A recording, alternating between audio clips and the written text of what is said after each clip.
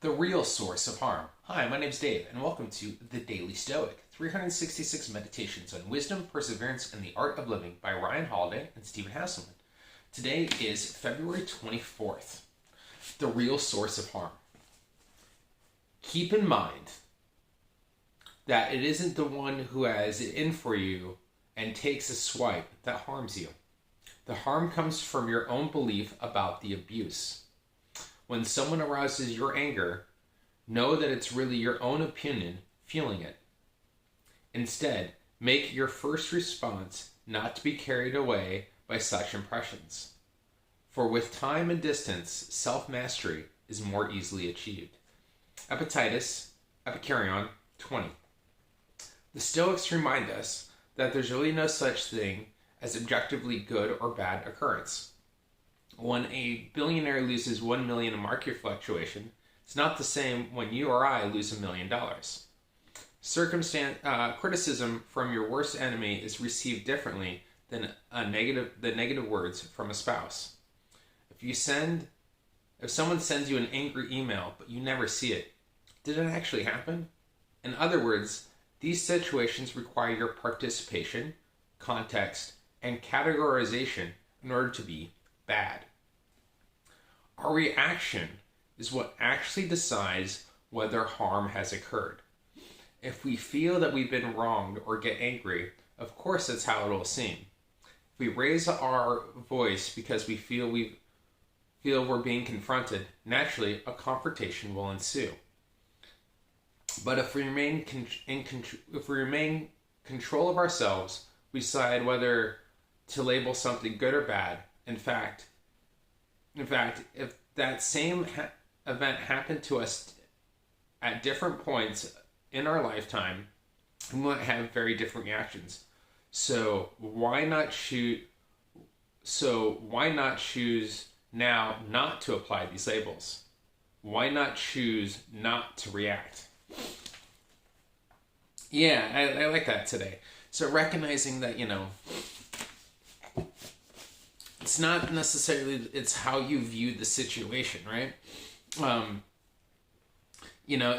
like that kind of thing where you're saying there too about if someone sends you an angry email, if you never open the email, how do you know, right? It requires you to participate. Someone says something negative or offers criticism, and particularly me, when I start to feel those deep emotions or something, instead of my first get is, I want to blame them or I want to attack, I step back and recognize, why am I being triggered, right? Why is what they're saying is triggering an effect in me?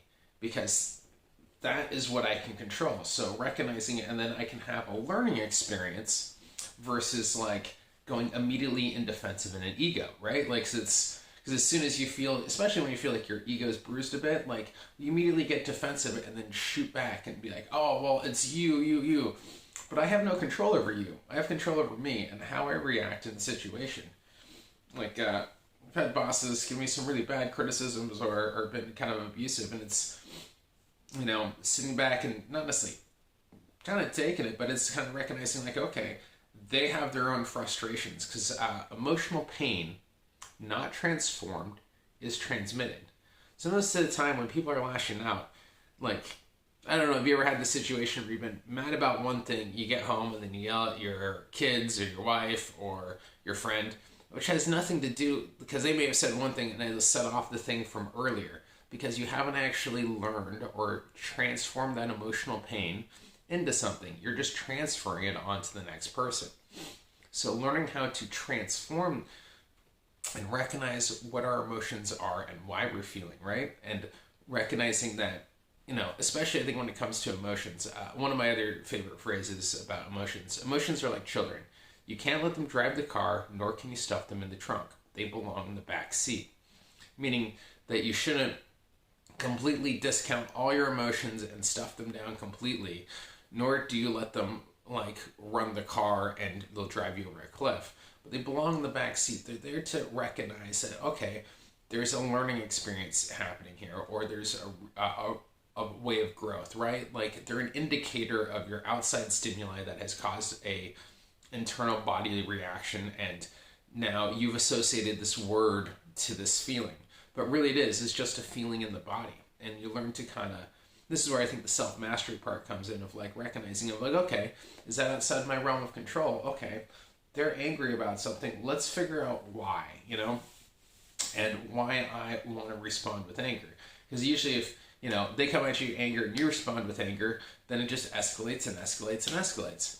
But if you learn to be like, okay, I understand your point of view, and you don't confront it and you recognize like, hey, I'm going to step back from this, then you actually end up like being kind of, you end up actually trying to take more of the high ground in that particular confrontation as well, because they're the ones who are now getting emotionally charged, and you're staying steady, you're staying stoic, you're holding your ground, and you're able to kind of have a point of where I'm not going to allow your emotional response to dictate or affect how I am.